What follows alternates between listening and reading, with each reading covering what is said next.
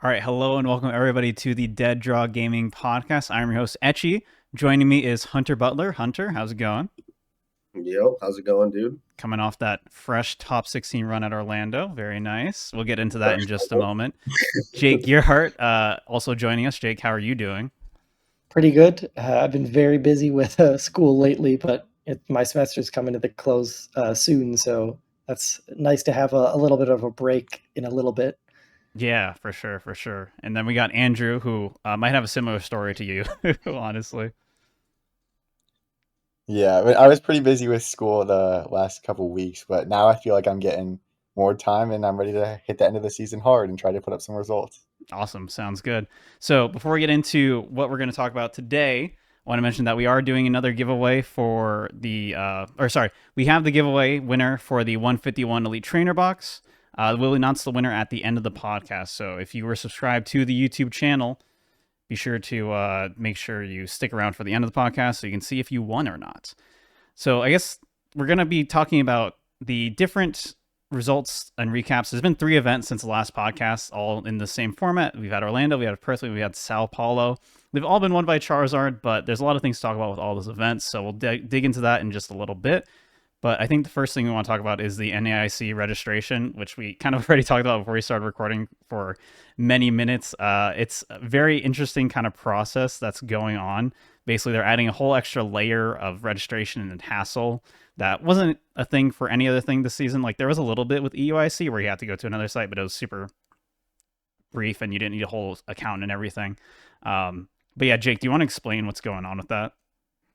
Yeah, so I think from what I gathered, it's just that like Pokemon's taken over the start of the registration where you just like you have to register on Pokemon's site Yeah. and then pay there, and then once you're done that, you have your slot in the tournament, and then you finish your registration on Arcanine. Yeah, we're not really sure why they did this. Like my theory is just that like a year ago, Pokemon saw like people complaining about the Arcanine system, how it wasn't first come first serve, Mm-hmm. and like decided to outsource their own thing to take it over. And Arcanine like sort of beat them to the punch, but Pokemon's just kept going on with this new thing. But we'll see what it actually is soon. Yeah, I've like no idea what the page is going to look like when we actually put our stuff in, which is not great. Yeah, I guess the biggest thing is why is everyone freaking out? Why is this scary? Yeah, I think the biggest thing that people, and myself included, not that I'm scared of, but just that I'm interested in, is that it just doesn't make a whole lot of sense why there is this extra page unless it's like some type of, my logical thought process is that it's maybe some type of preventative measure for bots and stuff like that. Because I know people also complain about the first come, first serve stuff, might be worried about, oh, well, I don't have a nice enough computer, I don't have the best Wi-Fi, or I'm at Mm-hmm. work, or whatever the excuse is for being able to sign up. Personally, to me, it looks like lottery stuff where it's like everybody is entered into a pool with all the same information. Then when the Arcanine drops, it kind of just spins the wheel and says, "Do you get in or you don't?" I'm not saying that that's how it is. It's just how it seems to me. I just don't know why there's this whole extra step of adding all this information that Arcanine already has, and where Arcanine has kind of like been the, what's the right word, entity of getting into the tournaments, like setting up the tournaments, having the list. I feel like Pokemon has probably relied on Arcanine for a lot. Shout out to them for all the stuff they do, whether you hate them or don't. Without them, they make tournaments better and they make the list thing better. Whether you've entered round 1 without a list before or not, it's a pretty good tool. So, yeah, I mean, if it's a lottery, I'm happy with it. If it's not a lottery, I'm happy with it. I think at worst, it's a mild annoyance of having to fill out more stuff. I know there was some errors or whatever. Some people weren't able to do their pre-reg registration or whatever it is, the first page of stuff. Yeah, and So some hopefully, people were able to that weren't supposed to be able to. I don't know what happened with those, but yeah, I don't know if they let them in. Like, did they just let yeah. those people register? Like, why would you take away their registration if they already got one? You know. So I don't know. Seems to me like it's all standard and fine. If it's a lottery, I'm cool with it. If it's not, I'm cool with it. I think it's just a little annoying to fill out more pages of stuff when Arcanine has all that Yeah. information anyways. I think Pokemon kind of just wants to take over more of the stuff, to be honest. I feel like there's a chance they try to take over some of the like event organizing too next season for regionals, like just trying to control more of the stuff as the game keeps growing. So I think they might try to do everything on their own website and not use Arcanine even more potentially. I'm not sure. I Which think like they might we just want more don't want to control. do everything in one place. I'm cool with that. Yeah. Sure. Yeah, Yeah. It's probably a little bit of that, and also just in general, there's more kind of layers for the international championships in general because they have like the Pokemon Center stuff. They have like they already handle the Pokemon Center stuff completely off the Arcanine site in general. They are trying to do more of the spectator stuff, I think, in general, off of Arcanine and just having it entirely on their side. So I guess we'll see what happens with that. Hopefully, everyone who wants to go is going to be able to go, but I think there will be too many people for that. So we'll see what happens. Anybody have a guess on? Everybody want to make some over-unders on guesses of how many people in Masters Division? I'm saying 3.5K. That's my. I mean, we're effectively guessing the cap then, right? Yeah, we're guessing the cap for Masters. Yeah. I'll say 3.5K Masters. We're gonna have a top, like you have to go to day 2 to top 512. That'd be nuts.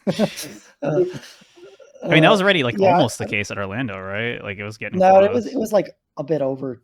I think it was like 50-50 or something. But I think I don't think it's gonna be 3.5 for Masters. I think it'll be like above 3, but not too much above 3 for Masters. All right, so over-under for you is 3. Yeah. All right, Hedrick, Sure. what's your guess, bud? I think it's got to be a little bit over 3. Like EUIC was already like basically there, right? Like some people no-showed, but before that, I think it was around 3,000 cap. I think it'll be bigger than that. Well, UIC was like total. I think it was 3,000. 2,800 for total TCG. Yeah. And then Yeah, like it's gotta 400 get a or little 500 people show up. Yeah. I'm sure because of flights. Okay.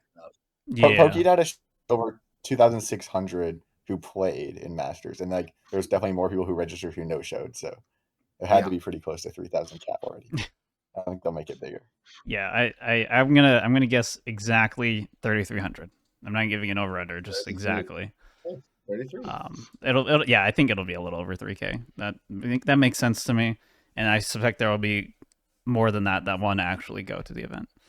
5 at least. That's so crazy to think about. It's like literally last season I was going to 800 person regionals and stuff, and that's not even a thing that happens anymore.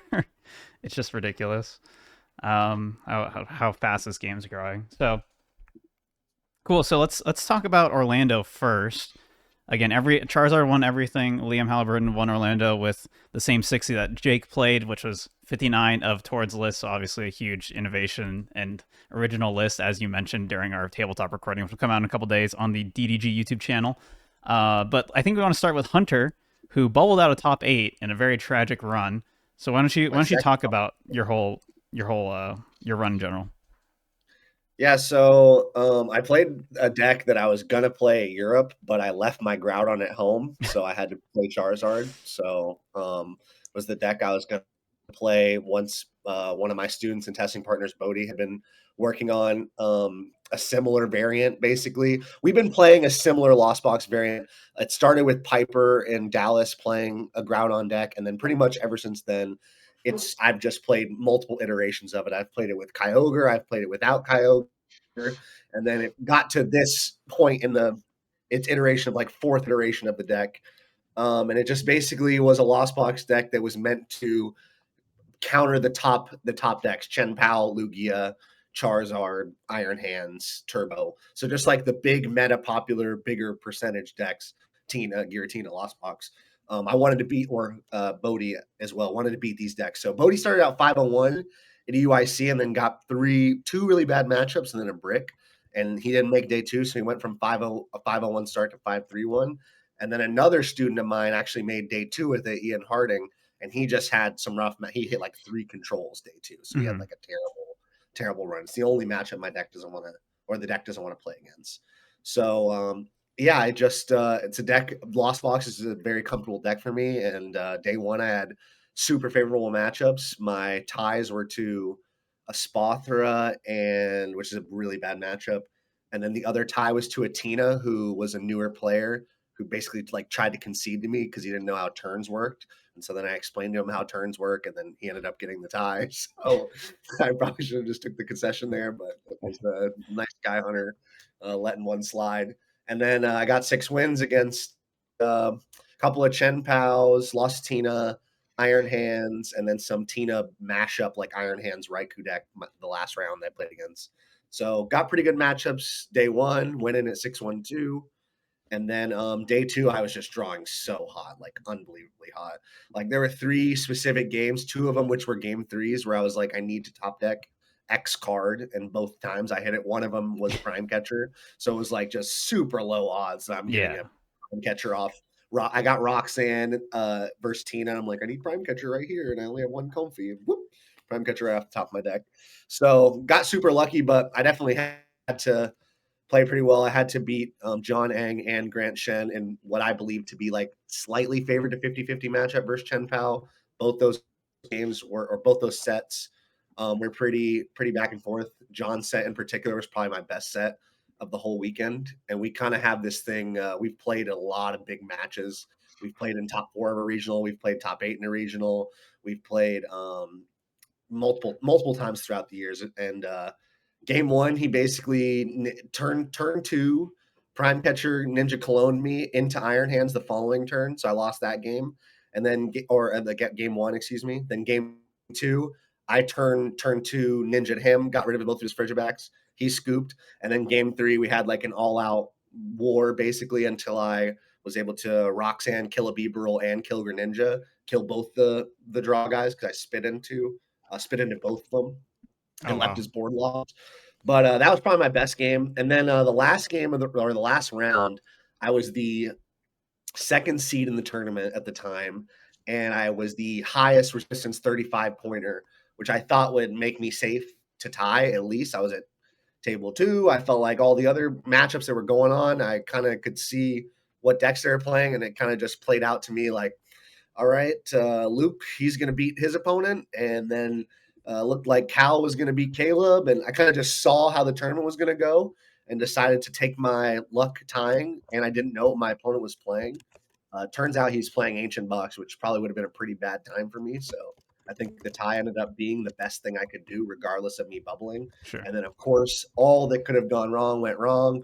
John tied his last round to get money, didn't play it out, and then all of my other opponents lost the round, all 4 of them. All lost their last round, and that tanked my resistance, which was ridiculous that it even came down to a 3-way resistance tie between 8th, 9th, and 10th. The exact same point resistance down to the freaking the 2nd decimal point, and then it came down to opponent's. So if any of my opponents, shout out to all them for losing, if any of them would have won, I wouldn't have been the bubble. Only one of you had to win, but you all decided to throw, so I appreciate you. But yeah, I mean, honestly, it's not too much I can complain about. 2 racks is nice. I got my Worlds invite. I've gotten a third of my points this year with Groudon, so shout out to him for getting me an invite. Without him, I'd be nothing. It was a good tournament. I feel like if I came in at 8th, I would have dumpstered Luke. Probably would have made top 4. And then if I would have played, I think I would have had to play the Gardevoir guy, and that's probably where my run would have stopped. So I don't think I was in the greatest position to win unless the Gardevoir guy lost. And if I remember correctly, he did make it into top 4. So yeah, I felt like my deck was good into Charizard, good into Lugia, good into Tina, good into Iron Hands, just doesn't do very well into the Ancient Box stuff, either the Roaring Moon or the box style or any type of control. You just get dumpstered by control. Right. Felt like a good call. Feels like a good deck. I feel like people should give it a try, even though it looks like a pile. And I'm really in love with the variants. Probably what I'm going to stick with until new set comes out. Awesome. So you are that confident in your Charizard matchup that you think you would have dumpstered him? Yeah, dumpstered him. I mean, I beat all the Charizards that I beat. I 2-0'd both in day. I didn't play any day 2 actually. I played 2 day 1. I dumpstered both of them, but I've dumpstered plenty of Charizards in testing. They just don't have a lot of. They don't have a lot of answers for the Shaman Raikou on whether you take their Pidgeot first or if you spread damage around with Sableye and then take their Charizard, then their Pidgeot. It's not too much they can really do. Even I think the list that would probably give me the most trouble is like if you had Cape and you have Jirachi, maybe I'm a little weary about it. But even then, I feel like I'm not too worried about the setup. The thing about Charizard is now I think a lot of people, including myself, choose first with the Charizard And sometimes it's like a big debate on whether to choose first or second. But some of these guys who choose first and then have like a really weak setup, my list, because it's turbo-y, just kind of takes apart or picks apart their engine a little bit better using the Cramorant and stuff like that. Where I feel like Tina and these other Lost Box decks, they really don't like spitting and going to 5. My deck likes spitting and going to 5. So that's like a more of a valuable route for me because I can go spit and then I don't have to do anything. I can basically let you take a prize for one turn, then go after Pidgeot, even if I don't get it the next turn. Most of the time you do, though. You get the Raikou kill on the Pidgeot, and then Shaman just starts dunking on the rest of the stuff. There's also other weird plays you can do, like spit into Groudon to knock out Charizard, or Prime Catcher up Rotom and knock out Rotom with Groudon. There's a bunch of weird stuff that can happen. It's just a prize hunt matchup. I feel like, especially with a lot of these lists dropping Jirachi and not having a great way to search out the mist energy without wasting their Pidgeot for it. They're just not saving themselves from early Sableye or Greninja exposing them or Shaman exposing them. I just have so many attackers in my deck that can take advantage of whatever they have. I have Iron Hands, I have Shaman, I have Raikou, so I can kind of deal with whatever they have. But yeah, I feel the matchup is at least 5% favored. Maybe I would go as far to say as 60-40. I think it's a little crazy because I feel like Charizard is just such a good deck. But I will say that I think my list is quite favored, and if I set up, I'm probably going to win the game. Their deck is a little bit slower now too, I feel like, with the way lists are built. So if you could kind of threaten to outspeed them and run them out of the game too. Yeah, I guess. Yeah, and that's normally if, I mean, like, there's so many routes, but like if you get Greninja off, you pretty much always win. So they have to stop you from getting Greninja, and then they have to stop you. They have to Iona you early, right? Instead of Arning, or else you're just holding a book, and then Raikou's going to come down and take out their Pidgeot, and then once Pidgeot's gone, the deck just kind of folds. I'm still a big Charizard supporter. I think it's the best deck, but I do think if you have a deck, whatever it is, that can take out Pidgeot early, you're pretty favored into the Charizard matchup, which I think my deck can do.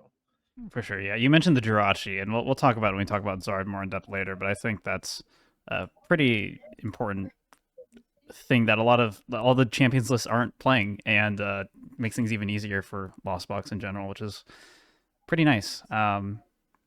So I guess we should talk about Jake now too, because while your run didn't go great, you hit a lot of Lost Box, you mentioned, but you did play the winning 60. So you talked with Liam about that in preparation for the event. So why don't you go and explain why y'all made the decision you did with that, and also your run in general. Yeah, I mean, Liam and I had talked a lot leading up to the event, and we just thought Tord's deck was insanely good, and we should just play it. And the only thing we were worried about was more TM Devos in the mirror. And so Charmeleon is like better against that and just a better card in general than Jirachi. And we thought that like the Tina matchup was Tina matchup was pretty fine without Jirachi. Like you didn't really need it. Second Charmeleon made up for it a little bit too. Because all you really care about is like the Sableye, like knocking out all your Charmanders. And if you've got Charmeleons to evolve them up, it's fine. The normal Lost Box matchup is like significantly worse without Jirachi though, but we were like sort of fine taking that loss and teching more for mirror and having a better deck overall. I unfortunately hit the 2 Lost Boxes and a Tina day one, and the Tina drew perfectly. So I got a couple losses there. But I finished 5-2-2, beat one of the Lost Boxes. But then, Liam went on to win the tournament. All credit goes to Tord, though, for the deck. It's, basically just his deck. Pretty good deck. And we'll talk about the Sao Paulo list later, too. But, so obviously winning 2 weekends in a row is pretty darn good. Andrew, you went to Orlando, right? I did not make it to UIC or Orlando. I thought you talked about it before. Okay, I figured. He went to Orlando last year, bro. He doesn't want to ruin the run. True. He's just keeping it up. He doesn't need to come back. The reigning champion. Can't lose my title if I don't go. Exactly. I think that's the reason why I don't go to Texas anymore. I've already won Texas. I'm not going to win again. I'm not going back. I have not gone back since. Every year that's been there, never gone. I'm not going back. Okay, cool. So Yeah, I didn't go to Orlando either, so we both have nothing to discuss there. None of us went to Perth, and none of us went to Sao Paulo. So I guess the next point of transition here then is just talking about the decks in general. There's a couple decks that popped up, a couple decks that people thought would go away and then didn't, and have kind of just persisted throughout this entire process. And then some more niche stuff has kind of popped up too. And I kind of want to just touch ground on a lot of these decks, especially ones that we didn't really have a chance to talk about last time. But while we were talking about Zard, there's a bunch to talk about with Zard because there's multiple different builds now. There's so many tech options that are really interesting to think through and talk about. You can play Control Zard, you can play Toward Zard, you can play something more in line with Pedro's list as well, the winning Sao Paulo list. And then we have to discuss too your ace spec of choice. So I guess the big, actually, I think I want to start with the ace spec because I think that kind of guides a lot of the other discussion. But we saw Prime Catcher and Cape both win regionals over the last month. We did not see Max Belt do anything really outside of that. So yeah, I think most people are out on that. But even like everyone was really in on Max Belt first, and then as time goes on, people realize it. But the Cape is probably the most noteworthy thing from Pedro's list. Do we expect Cape to be more prominent kind of going forward, especially after winning a regional like that? And how scary is it? And I think Cape is like just a very good card in general. Though I'll say one thing on the Max Belt first though. Like I think the reason why like Max Belt has kind of dropped off is like it's actually like pretty useless against the Toward Zard deck with the Barrel. Yeah. Because like one of the main strategies, so one of the things that the Max Belt fix is that you win if it's 2-2, you Max Belt kill their Charizard and win. But Towards Zard deck is built to go to a full one prize board on 2 prizes. So Max Belt's just a useless card in that situation. Like you'll never find the opponent, as long as they know you're playing the Max Belt, you'll never find an opponent with 2 prizes in play in that situation. And with the Barrel, like you're able to draw out of like any hand disruption. So yeah, you kind of just checkmate with Radiant Charizard active, Barrel on the bench. You can Barrel, if they kill your Radiant Zard, you Barrel and draw Charizard and win. And if they kill the Barrel, you can Radiant Zard them for game. You're saying but they're left at 2, or when they've when they're left at 2, when both players are left at 2, like Max Belt wins there. But if there's a 2 prizer in play, but Towards Zard deck is like pretty built to take all the 2 prizers out of play. So if you know your opponent's playing Max Belt, it's not that much of a like it doesn't change that much. You can basically play around that never getting into that position where both players are at 2 and you have a 2 prizer in play. The Prime Catcher I think is like the best overall ace spec. Like it's pretty good in mirror. Just being able to have extra gust effects, especially at the end of the game, is useful, and even at the start, just applying more pressure. And against like Tina, it's definitely better there. But the Hero's Cape has a lot going for it. Like it's better into Ancient Box, it can be better into Tina if you're also playing the Mist Energy, and then a lot better into Chen Pao than Prime Catcher. So that's like another matchup where the Max Belt's good against is Chen Pao. So you can one shot the Chen Pao when neither player have taken any prize cards, but the Hero's Cape can sort of work in a similar way, where you're going first, you just evolve Rare Candy Charizard, attach Hero's Cape, and the chance that your opponent hits 8 energies, considering that 1 can be prized, and it's like 60% that they prize 1 is like they're not going to hit it. So you sort of win from that spot, which is good.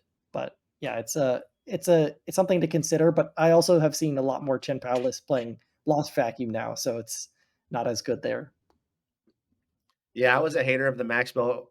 Even our first podcast that we did where we were talking about ace specs, and Braden was kind of like, "You're crazy for not thinking about playing Max Belt." And I was playing Prime Catcher, and of course, lo and behold, the UIC Prime Catcher wins, so I was right anyways. But I got coped into playing Max Belt because Bodie was basically screaming down my ear like, "You're not going to be able to kill Pidgeot when your opponent has taken 2 prizes, and your Pidgeot's going to die. So you might as well play it, or else they're just going to take out your Pidgeot." So, of course, I played it, and I only played against Charizard Barrels at UIC. I never saw a Zard Pidgey. So it sat in my deck the whole tournament. It was a vitality band at best. Really big fan of the Prime Catcher. I think just having another way to combo a Gust with Iono when you're not behind is just so good. Just being able to just go change your hand, kill what I want to kill, or get from odd prizes when you've taken that first single prize, getting back on even prizes quicker. I think that's a nice thing to be able to have, to not be forced into playing boss when you could use per se. If you have an Arvin or a Prime Catcher in your hand, either or, and then you have Pidgeot, you can grab the other piece and kind of continue to set up, get Charmeleon, stuff like that. Big fan of the Cape. Jake basically mentioned like all the big plays besides Living Iron Leaves. I think is the only one you kind of missed, and that's another cool one. Is you can kind of slap it down against Tina. If you have the Mist Energy and the Cape, you die to pretty much nothing. I'm pretty sure you die to nothing. So that's nice. I'm enjoying Prime Catcher still. I just think it's just such a powerful card. But I think Cape is one of those cards where when you're in day 2 of a big tournament or even day 1 and you're playing those Charizard mirrors and your opponent has to find out game 1 what you're playing, and if you play a certain game plan to where you wait till the vacuum's gone or they end up expending their vacuum thinking that they don't need it and Hero's Cape comes down, then it just becomes like a game-changing thing. So I could see either. Think Max Belt is terrible, sell it while you can, and I think the other two are just better. Yeah, Max Belt actually, or Hero's Cape also helps in sort of those like the Zard mirror end games a little bit, because you can put it on Radiant Charizard, and then their Radiant Charizard can't kill your Radiant Charizard, which can be kind of annoying for them, because they have to find an extra piece. The Zard mirror is so crazy. But yeah, it can help a little bit. The Prime Catcher's definitely more useful, I'd say, but the Hero's Cape can definitely come up. The Cape Radzard thing's really interesting. I've had that come up when I've played against Charizard before too. They like cape their Radzard. It's pretty annoying. Control also does that sometimes. It like the 262 one prizer that can just one shot stuff is pretty crazy. Yeah, pretty ridiculous for sure. Since you mentioned Control, there's multiple flavors now of Zard. Obviously, like more in lines with Tord's list, more in lines with Pedro's list, with the Mist and the Hero's Cape, and people are also doing Control Zard type stuff. How should people kind of decide what flavor of Zard they should bring to Indianapolis here? I think you need to be asking yourself what you're teching for, because a lot of these slots that we're talking about are kind of teching for specific things, or if you're just generally trying to have a bunch of options. I think if you want a general or a deck that just generally gives you a lot of options, I think you go with Tord's list, where it just gives you the deny prize routes. If you want to stick the second Charmeleon in there for the Devos, you have that. I also think the 2 Charmeleon fits better with the 2 Turo, because you can kind of loop Charizards. I think that ends up working out a little bit better. So I think if you want general options, you go for Tord's lists. And then when you start going to specific things, like to talk about like Gabe and them's list for EUIC with the Regieleki, they're using those cards specifically in the matchup versus the Block Lax and versus looping the Erie versus Tina and stuff.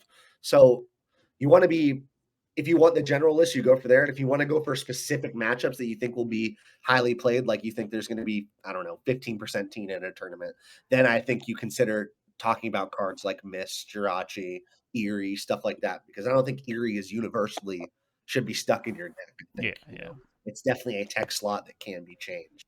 But I will say I'll be the one Tord hater probably, because you guys like Tord's lists, and I will probably be leaning more towards Pedro's E-list. I've been messing around with the Cape and the Prime Catcher, so kind of switching on that slot. But I've been playing Mist for a little bit, and I've been playing the Turo and the Erie, and I've been messing around with the second Devo. So I've been messing around with a lot of stuff. So I think I'm a little more closer on the techier list than I am on the have a bunch of solid options lists, which I think also might be over prepared for at this point. But all that being said, I think Tord made a really good deck. I just think now that it's winning everything, the hate has to be coming. It has to be at this point. Grass decks need to start showing up. Whatever needs to happen, I think is going to start happening for Charizard not to win.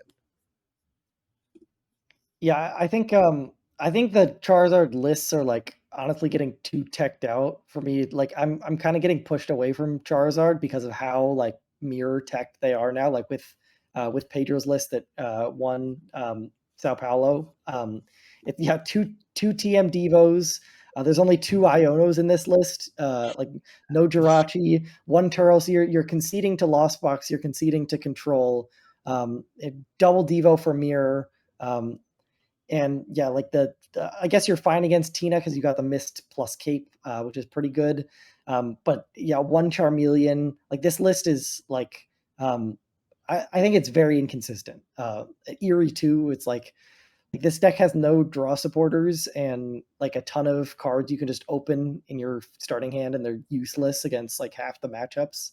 But you're gonna beat every mirror you hit. So like I don't think I would play a list this teched out. So if I get to the point where I expect other people to playing this, then I'm definitely going to have to switch off of Charizard and probably play Tina with like Lost Vacuum and Temple or some Lost Box deck, which has answers. I think this is like, yeah, we're getting to the point where there's too many mirror techs in the list to the point where it gets like, yeah, inconsistent, which I'm not a huge fan of. The 2 boss, 2 Iono, no supporter recovery, no prime catcher seems so crazy. Like it seems like that seems so limited to me in terms of those options. I don't know. Yeah, I wouldn't play a list without if I'm playing 2 boss, I'd be playing Palpad, and if I'm not playing Palpad, I would be playing 2 boss, 2 catcher, and prime catcher. I'd have to have 4 to 5 gusts. I feel like is like minimum. Yeah, it definitely takes like more polarized matchups. It's very interesting. It seems like there's so much stuff missing from Yeah. Pedro's list. I guess he just wanted to fit in so many different techs, but it worked out for him. It worked out for him. It seems like that's. Go ahead, Andrew. You're good.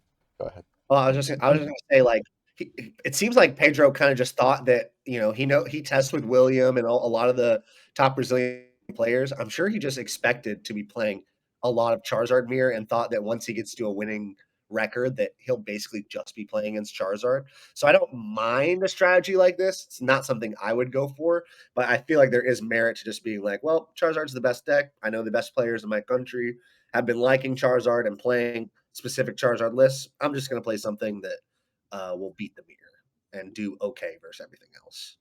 I feel like it almost stops being the best deck when you have this few consistency cards. Like I think what makes Charizard so good is that you turn to Candy Pidgeot, Candy Charizard, and then your board is like unbeatable for most decks.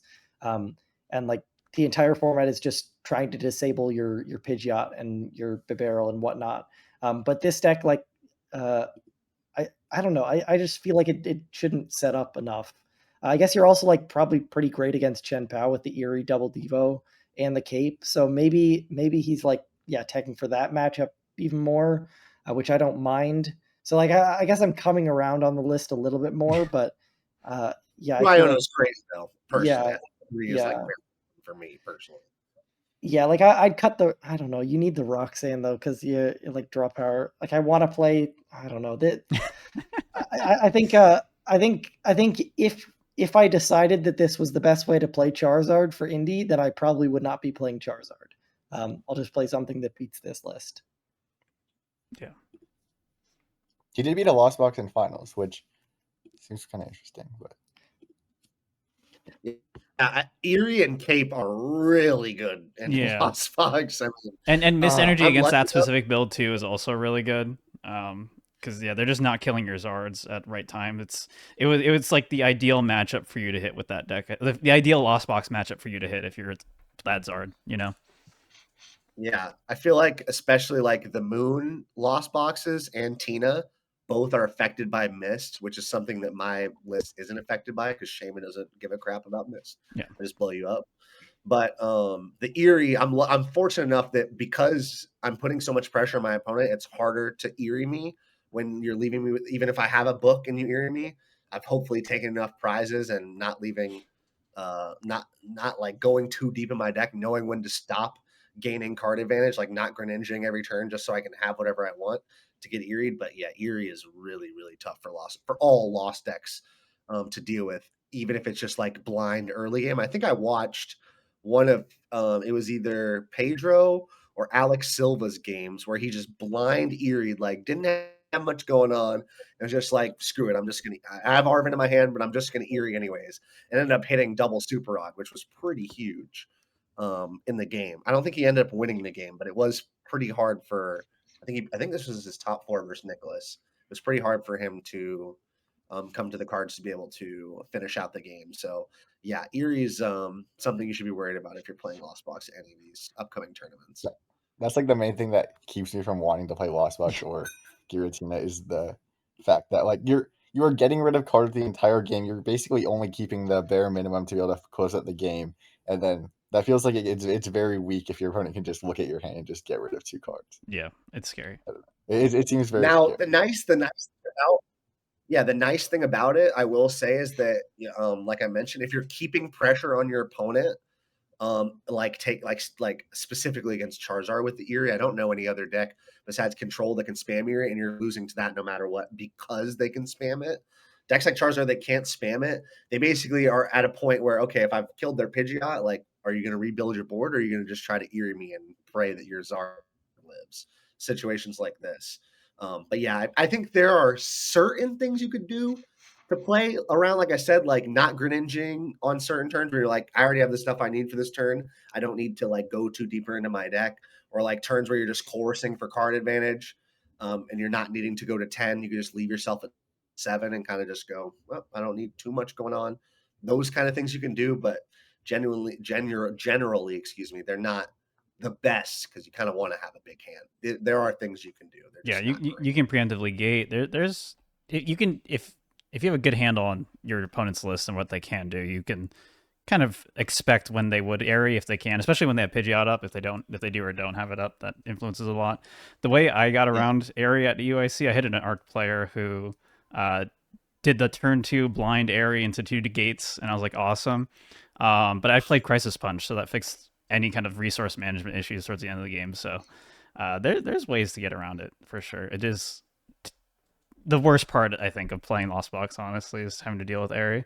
But speaking of Lost Box, keep talking about Lost Box. I think like Erie's a lot weaker against Tina specifically because it's really easy to preemptively gate to things. Yeah. Like you don't your Tina's, like if you have like 2 Tinas in play, like only one is threatened and you're going to be like removing energy off both, so you don't really need like multiple gates in a row. But also Iron Leaves is like super big for just like gating to your comfies, and then the energies are just in play, which you can use for Iron Leaves.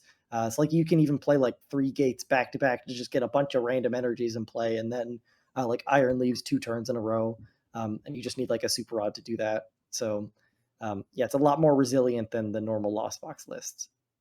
Yeah, I think the Erie is only scary versus Tina for ripping away rods. I think that's the thing that's scary for Tina, is that they're preparing for a knockout on a Tina or Iron Leaves or something, and then they Erie you, rip away your rods, and then kill you. That's what you're worried about.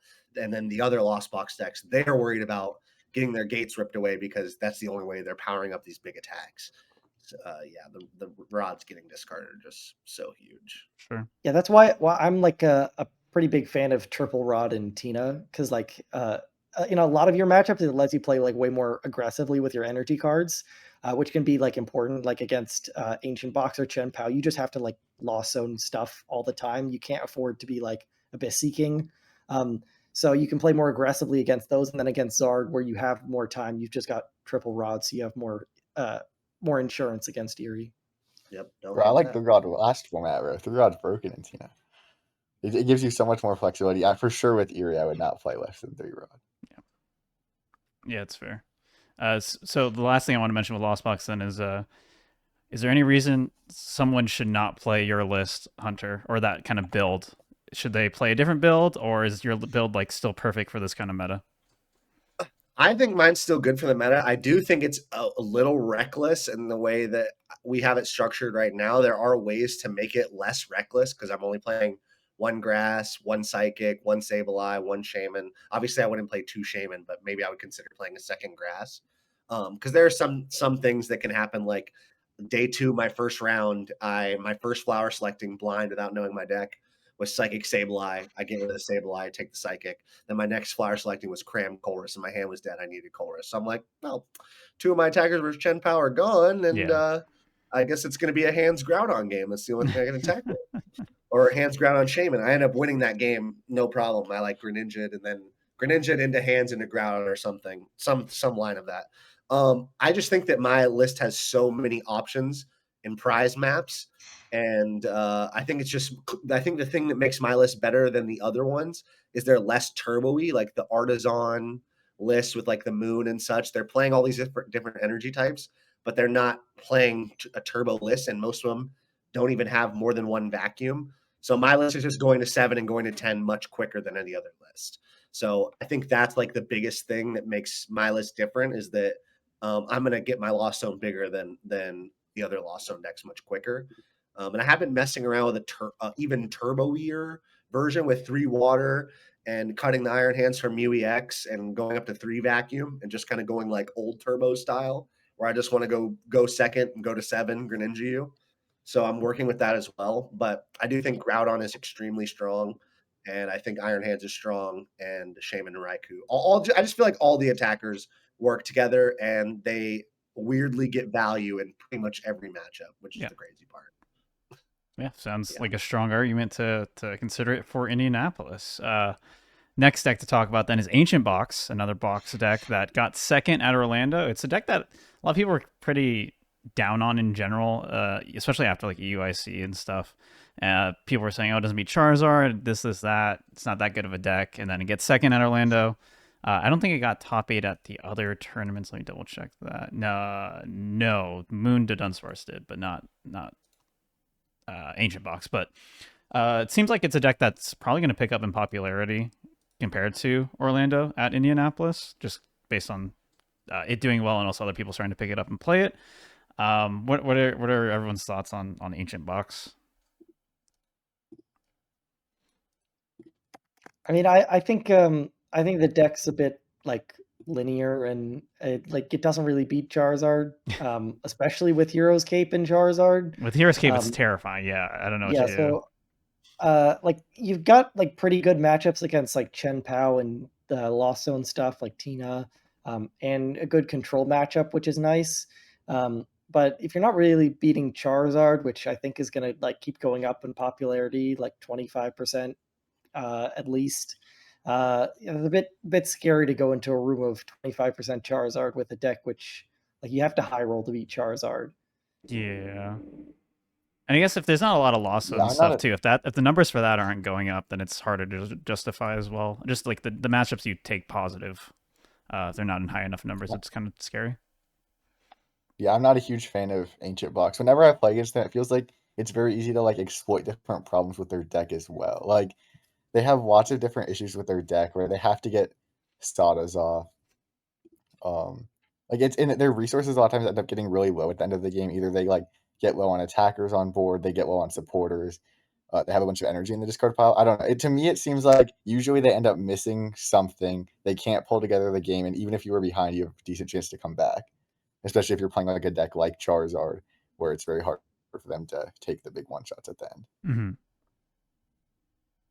I'm also not high up on the deck. I will give some advice to those who are playing it. I feel like if you want to have a chance against doing well in a Charizard, you need to be playing like Cobalion or multiple copies of Cobalion to be able to actually hit the number that you're supposed to hit. I think Lost Vacuum is like a really annoying card for the deck to deal with. I think we've seen in the final matchup where Liam like Lost Vacuumed a tool, and then that was the one tool that he needed 10 damage for to be able to knock out the Charizard. So like having ways to just go after Greninja, not put more ancient cards in the discard pile, remove their tools so they're not as big HP, specifically in the Charizard matchup.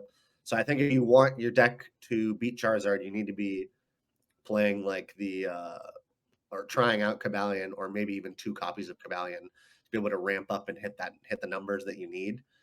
But I'm not super high up on the deck. Although I will say, I think a decent formula into this format right now is either I don't think anything takes super higher than a 55-45 versus Charizard. I think 5% is like the most I can really give to any deck besides like Control versus Charizard, and even then, based on list. It's closer.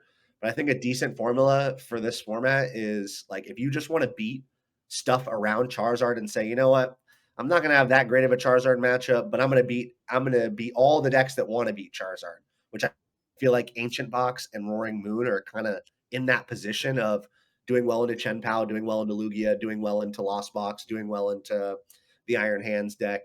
Like they just do really well into those decks, but doesn't do too well into Charizard. And I think that's an okay formula to have because there was similar formulas in the Lugia format where it was like, all right, well, I'm not going to beat Lugia, but I'm going to beat everything around Lugia, so I'm cool with that. So I think that's an okay formula into this format. And if you want to go for that, that's fine.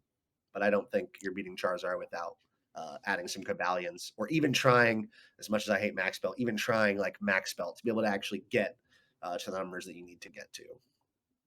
I feel like taking like a poor Charizard matchup, but like if the Charizard player isn't great, it's a fine matchup is like a Yeah. fine thing to do. But I think even against Charizard players who don't play great, Ancient Box is still kind of sketch. It can still be hard to hit the knockouts. The Charizard's going to attack every turn. They can play the Ionos. It's not Yeah, super I hard for mean, Charizard to play that matchup, yeah, so that's pretty sketch of an idea to do. But as far as decks that probably without heavily changing how they're being played right now to beat Charizard, Ancient Box is kind of in that slot where it's like you really have to change the deck if you want to beat Charizard. You know, so I personally haven't put the time into it. I have thought about Cavalion and I've thought about Max Belt, but that's about as far as I've gone with the deck. I'm just not big on 8 energy in a deck that wants energy attachments and Sadas, and it just feels like it needs more room. It feels like it needs 63 cards in my mind for the deck to work. Yeah, the next deck to talk about is a deck that Jake has gone from lovers to enemies with, Gardevoir. Got top 8 both at Orlando. Did it get top 8 at Perth? No, not at Perth, but I did get top 8 at Sao Paulo as well. It's a deck that a lot of people were saying, oh, it doesn't even beat Charizard, so you shouldn't play it. It's kind of the same arguments with Ancient Box that people were making with it, but Josh seems to think it's still totally fine to Charizard, at least good enough, and has great matchups across the board in other places. So, Jake, what's going on with Gardevoir? Why is it seeing all the success still? I think it's only seeing success because nobody knows how to play against it. It's kind of one of those decks where you have to like think about the matchup and how you're going to approach it with most decks in the format. And once you do, you just beat them like every time. I think Gardevoir, the Charizard matchup is pretty terrible if they play like 2 boss, Prime Catcher, and Yell's Cheer or something like those 5 gust effects. Like you have no way to win because your whole strategy against Charizard is just to put Mimikyu active and hope your opponent doesn't like destroy you. And usually it works out if your opponent doesn't know what they're doing, and like attacking with Charmeleon into it is really bad if you're not one-shotting the Mimikyu. But if you can just gust around every turn, then the Gardevoir deck like can't really beat Charizard. Especially with like the barrel and lists now. Like the one strategy they had was just kill your Pidgeot and then Ionu you and then kill Charizard the next turn. And you probably won't find Vacuum if all those are dying, but with the barrel in play, like they're not missing Vacuum. And then against like Chen Pao, it's a terrible matchup. Ancient Box, also a bad matchup. I think the Roaring Moon did Unsparce deck is maybe more fine, but it's still probably not great either.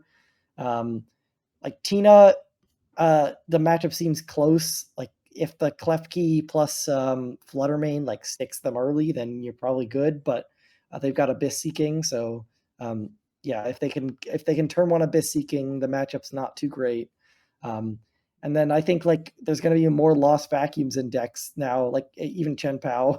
If the matchup wasn't already bad enough, Chen Pao now playing lost vacuum to beat the Heroescapes and Zard. Yeah, I'm not a fan of Gardevoir at all. It's a very high rolly deck. I feel like when I'm trying it. Yeah, like your draw engine's just not that good. Like refinement is a good ability, but it's not enough. I don't think. Like Shining Arcana was really what your draw engine was. You draw 2 with Curlia and then draw 2 more with Arcana, and then you have enough.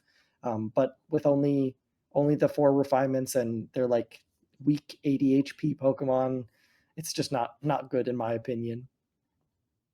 All right, makes a lot of sense. Yeah, I think it's still going to see some decent success going forward, but for how long, I guess, is kind of like what you're saying. Just depends on how long people take to catch on. Maybe people already have caught on to a lot of the general idea of how to play, especially the Zard players. So we'll see how that goes. Next, I talk about is another one that just keeps popping up in top eights. I got top eight at Perth and at Sao Paulo, and actually showed up in really strong numbers in day two in Sao Paulo. Is Lugia. Probably combination of things like good Zard matchup, but hands numbers kind of dying down a little bit helps it out.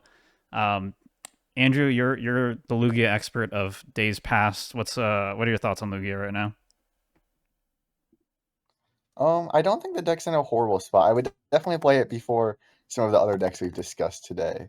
I think like it's a deck that can beat Charizard, right? Like if you have to use your summoning star at the right time, set up some Chinchinos, make sure they can't kill your Archeops before you're setting up Chinchinos. But like you do actually have a playable Zard matchup, which is better than a lot of decks in the format can say. And I feel like the deck's actually more consistent than I expected it to be this format. I feel like you can still actually pretty reasonably get out the turn 2 Archeops plays this format. But the deck definitely still has some issues. It's still not the most consistent deck ever. And it feels like there's a lot that can go wrong. Like even like it's not always the easiest to even chain like the Cincinos at the end of the game. So sometimes you just randomly miss a piece and then your whole deck falls apart. You can't get to the board state you want. But I do think it's like better than I thought it would be, and it's more consistent than I thought it would be. So it's definitely still a decent deck and not a deck that you should completely write off in the format. Not a huge Lugia fan in this format. I was a big Lugia lover when we had the other stuff. But I will say, to piggyback off what Andrew said, that it's like in a spot that Tina is, where you're a deck that is okay going up against Control and going up against Charizard, which is like something that basically not a lot of like maybe 3 decks say they want to do. So there's a big advantage in that, is that you have the matchup spread where 2 of the most powerful decks you're kind of okay playing into if you set up. Setting up is where I have the problem with it. I just wish we had more ball cards. My buddy Finn, who does not play anymore, is retired, had this idea earlier this season when Colorless Lugia won in San Diego that we would play Arkin as a 5th out to Archeops.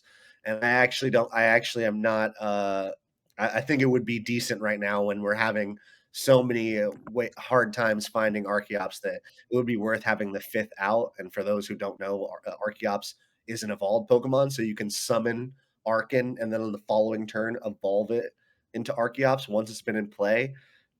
It's not like a foolproof thing, but it is something that will just give you an extra out to finding Archeops, so that you don't have to summoning star for one single Archeops. You can summoning star for the Arkin too.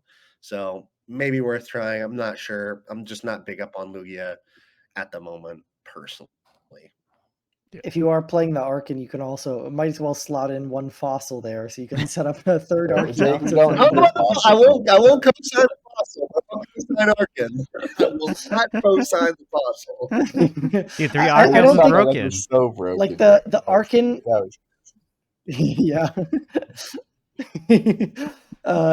No, I think the Arkin like doesn't really work against Charizard too much, because like the matchup is really just can Zard, like after you put your 2 Archeops in play, does Zard knock out one of your Archeops before you set up like 2 Chinchinos? And if you can't use Primal Turbo that turn, like you're better off not summoning starring, because you really need to be doing double. If you're playing the fossil though, then it's fine, because you can you have a third or something. Yeah, to play Rare Candy too. Yeah, why don't we just play, like at this point, why are we even playing Lugia in the deck? No, we'll just play your deck. We'll just play a Mew Archeops or whatever. Yeah, exactly. You do actually have to play Amistar. Like, oh, there you go. Yeah. You should not be using summoning stars until you can do a couple Primal Turbos to a Cincino against Zard. You have some time in that matchup, but if you're letting them pick off your Archeops before you power Cincinos, you're not going to be winning. Yep. So, but if you do time it right, I feel like I feel like that's a huge mistake for most Lugia players, that they just are like, all right, I'm just summoning Archeops for no reason, and I don't need, I'm just attacking with Lugia when I just simply attach twice to Lugia or whatever, read the wind, attach again. You can kind of, if you're not taking prizes super quickly, you're not in threat of dying or getting Mm-hmm. knocked out, excuse me. So I feel like that's a mistake that a lot of Lugia players make. They're just like, got my Archeops, it's time to set them up.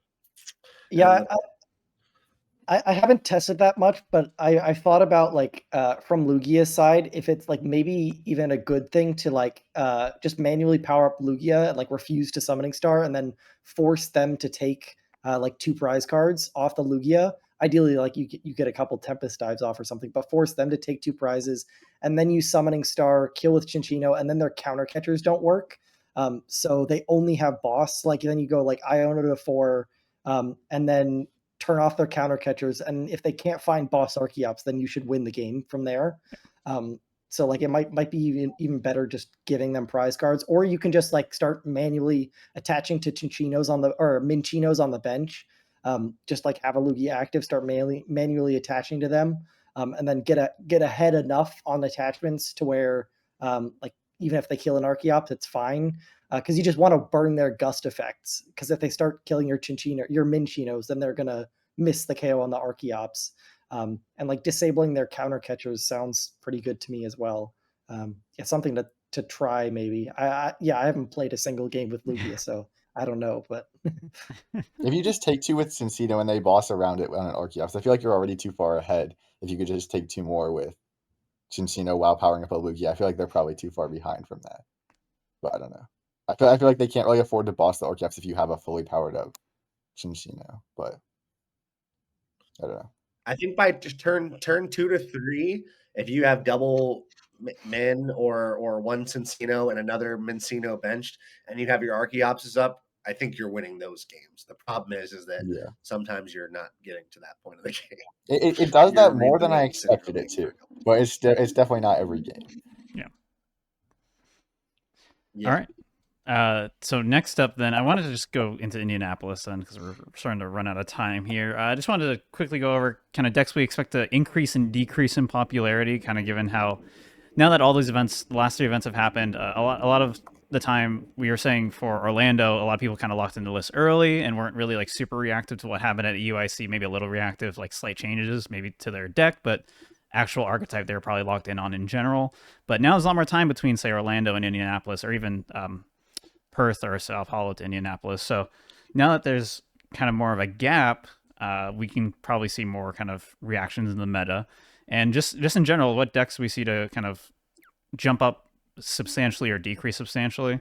I'll say I think Hands still seems to be on some kind of downslide. I think that still will probably be the case. Will probably be less popular than it was at EUIC. That's like the first thing that comes to mind. I think Zard is still going to be the same, maybe even more, maybe closer to 25, like Jake was saying earlier. But yeah, any other decks y'all want to mention? I think Tina probably goes up a bit just because people are starting to settle in that and Lost Box in general, just Comfy engines in general, I think are going to keep steadily going up as people realize that they're strong and that Charizard sometimes doesn't tech for them depending on the list. I think now that we've had a couple of tournaments that the control doesn't feel as hated out, and I feel like the better Pidgeot control players will probably come out of the woodworks for Indiana because it feels like it just has not performed at all or been played really as much as it was at EUIC. And when it was played a bunch, it seemed to do well, and it's kind of gone down. So I feel like the heat off of control has kind of been given a rest now that Charizard's won 3 times. The heat of it. So I think Pidgeot control is. I don't think it's going to be big percent, but I do think it's a deck that is well positioned once people forget about it. Yeah, even I think personally, I think the Chen Pal usage is going to go down. People got to realize the deck's not good, and that'll go down quite a bit. But that's just my personal opinion on that one. I feel like the other decks are all kind of middled out and will stay where they are percentage wise. Maybe some more Roaring Moon. Maybe that one goes up a little more as like the better turbo deck than Iron Hands. I personally think it's the better turbo deck.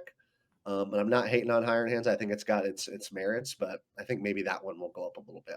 Otherwise, I think everything will stay the same. Charizard will be 20%, Chen Pao will be 10, Lugia will be 8, Gardevoir will be less. then everything's going to middle around Charizard being at the top. Yeah. I agree. I also think Giratina will probably go up. Now, from different people, I've heard conflicting opinions on the Giratina versus Charizard matchup, but I think generally it has a pretty decent chance against the deck. And so it was a deck that was pretty popular last format, and as Charizard keeps getting more popular, and people are like, I need to have a way to beat Charizard. Giratina definitely has a way to beat Charizard. It has a chance in most matchups, and I think that will be a deck that definitely goes up, like Hunter said. Do you think so? Even with the anti-Tina Zard list winning Sao Paulo, will that scare people away from it at all, or you think it won't matter? I don't feel like most people will copy that list in America. I feel like people will be more looking at the Orlando list, the Tord style list. Yeah. I feel like the LATAM results don't always transfer to American regionals. They don't. And the other thing I'll say too is that the cards that Charizard right now is playing for Tina are cards that like Tina can easily prepare for. Like if Tina just has a lost vacuum, then the Hero's Cape or whatever is not a big deal. And I think Azul's group has been playing Sinnoh. I'm not really familiar with their list, but you kind of have stuff to do with the Mist already. It's just about finding it on the right turn. So yeah. I think the cards are already in both lists to have like back and forth gameplay, which to me makes it feel like a 50-50 matchup, maybe slightly towards Tina or Charizard, depending on lists on both ends. But it feels like a 50-50 to me with the type of text that they both have for each other. Giratina can also I think kill my thoughts overall are like that. I was gonna say, like, they can kill the Pidgeot fairly easy, which denies a lot of times finding the different tech cards, right? Yeah. You can't always afford to get Mist Energy at the beginning of the game, and then they can go kill the Pidgeot, and you're not always gonna have the easiest access to it. Yeah. Yeah, I think like the Hero's Cape like on the Pidgeot is actually like kind of more important than on the Charizard sometimes. Yeah, just to avoid that one shot. But yeah, as far as my thoughts like for the format in general, it's kind of at the point where I think the percentages like don't matter all that much. Like your deck you should care about Charizard twice as much as every other deck, but then every other deck like just care about equally as much. Because we're talking about like a 1% difference in play rate between like a lot of these decks. Like the range between like the playable decks and the like the top end of the playable decks and the low end is like going to be like 3% at most. So like yeah, it really doesn't matter like what the actual percentages are. You should just care about Charizard twice as much as any other deck, and then play from that. Because this is like a really weird format where there's like it seems like there's a big drop off from Charizard to the next deck, and then all the meta decks, and then everything else below that. Mm-hmm.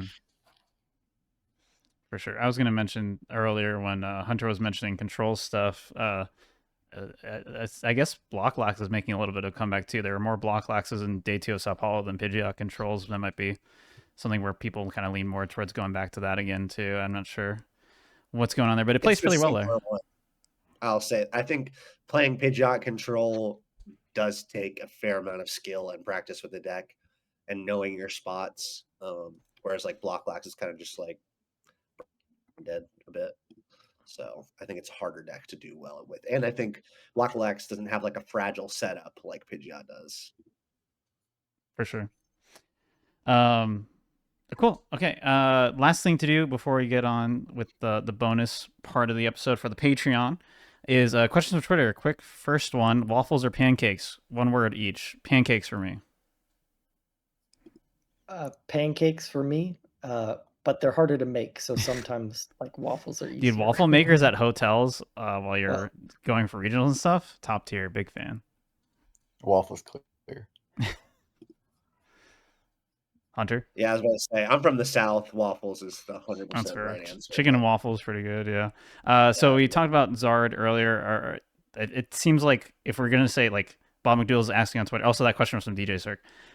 For Bob McDougall asking which version of Zard is the best, it kind of sounds like we're generally leaning towards, like, Tord Liam type build. Is that fair from everybody here? Cool. And then is it even worth it to play Turbo Hands now that Zard has won 3 regionals and an IC in this format? I've actually been convinced by a very good player that I respect, that there is a line that the hands deck can do versus Charizard, and when they explained it to me, it made sense. Seems like a little hard to pull off, but I actually think there is a line in a Charizard, although I don't know that it makes your matchup favorable. I think it's just possible. So I won't hate on the hands deck. I do think there is a reason to play it. I would just be my thing with playing hands now would be how many decks are going to start playing vacuum, because vacuum's the real tech card that deck's worried about, and not fighting Pokemon or Charizard or whatever. It's decks that have vacuum is the problem.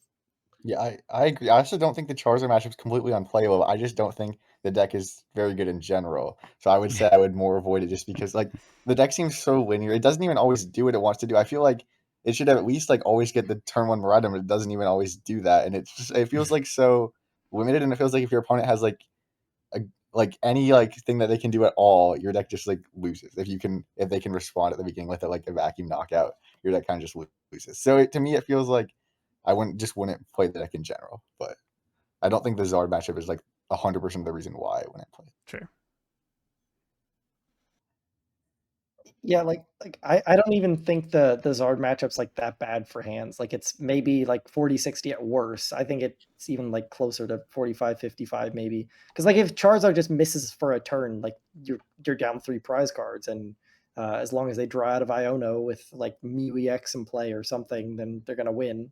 So yeah, it's not even that bad of a matchup. But yeah, like Hunter said, there's gonna be vacuums in everything. So I would never play hands deck either way, but yeah, more vacuums in it in the format is not good for it. Mm-hmm. Other reasons to not play hands, but it's not your Charizard matchup. Yeah, the Charizard decks are slower now too, which is actually good for hands. Although the deck's still not good. Makes sense. Last question from Anthem Maxwell: is CPOW consistent enough for an 8-round senior regional? I think Hunter, you hate Champow. Why do you hate Champow? I wrote a lot of articles about Chen Pao, but yeah, I think that for 8 rounds, yes, for 8 rounds. Okay. Yep. 8 rounds sounds good. We go to 9, that's where we start having problems. The problem with seniors though, you have to go like 6-1-1, so you can't even take that like extra loss. So I think it might be even worse if you're playing in a seniors regional. But I don't actually think the deck is that inconsistent. Yeah. I think it sets up now, especially with Poffin. Like it's, I don't know, whenever I play against Chen Pao, they set up. So yeah, I haven't encountered like the bricks. It's mostly just people like throwing with the deck. The deck is very, very hard to not throw with. Yeah. So if you're very, very confident you can play this deck to like 99% efficiency, then I'd say play it. I think the matchup is favorable for the Charizard matchup is favorable for Chen Pao. As long as like if you have the vacuum for the Hero's Cape especially. So I think if you can play Chen Pao to like 95% plus efficiency, then play Chen Pao. If you're below 95%, never touch the deck, because you're not gonna hit what you need, because yeah, like you're just managing like you have to make sure your both the barrels like don't die, and you have to use like all in addition to all the sequencing stuff.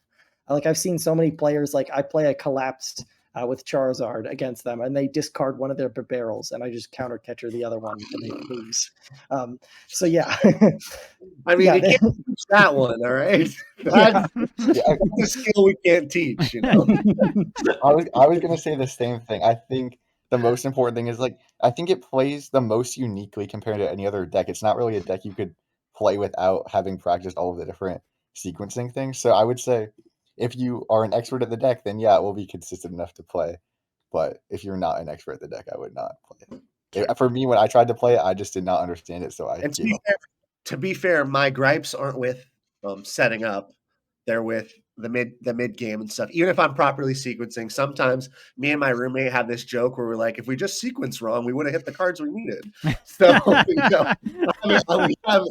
me and my roommate's played. My roommate has played Chen Pao to all these events and basically been one win off. And he's like, every tournament, especially EUIC, he literally walked us to me and was like, man, if I would have just sequenced wrong, then I would have hit all 3 items on Pokestop and we would have been fine. It would have been no problem. But because I did it the right way, because I shivery chilled at the right moment, then I look at my deck and go, man, those are 3 item cards I wanted. So then your Iridas hit the drain. Triple Irida.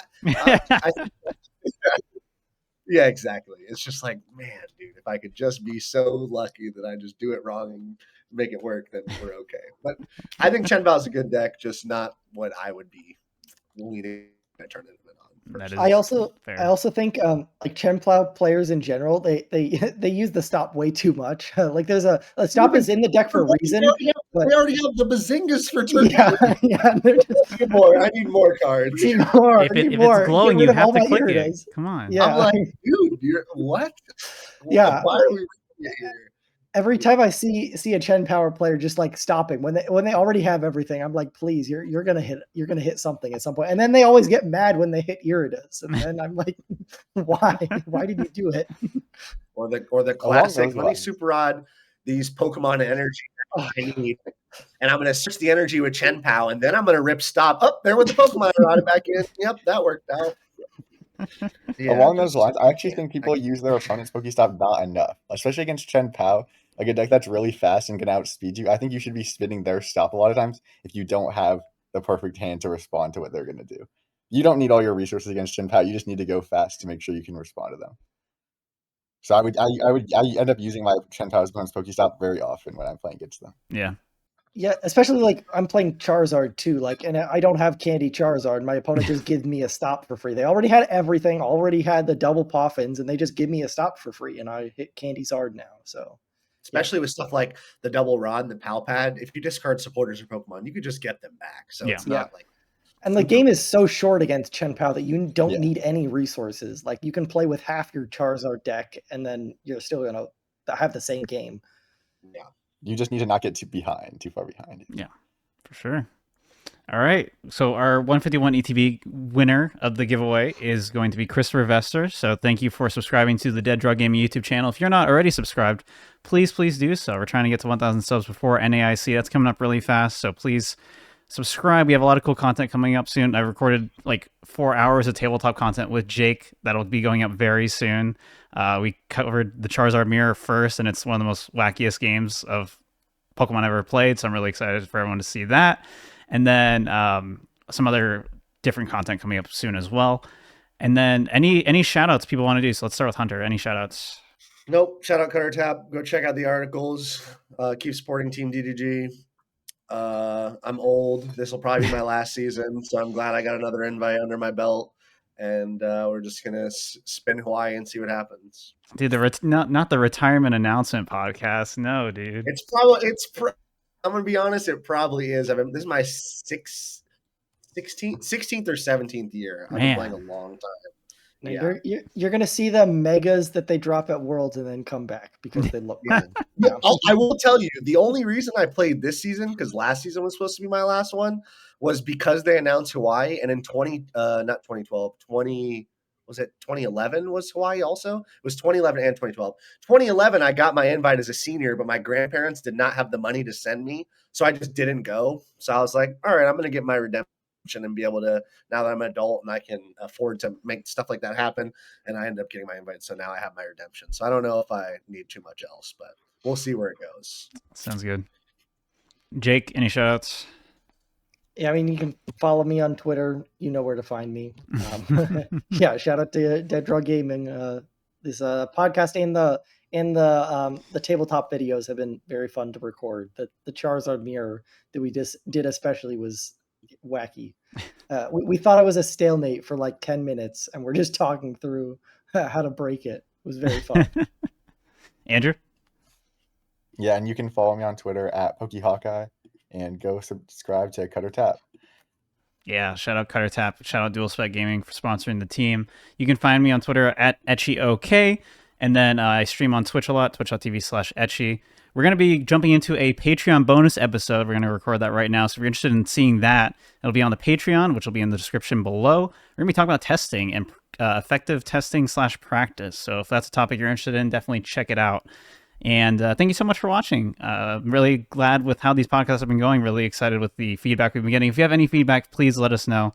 I would really appreciate it. I want to make these podcasts as helpful for you as possible. So thank you very much for watching. We'll see you next time.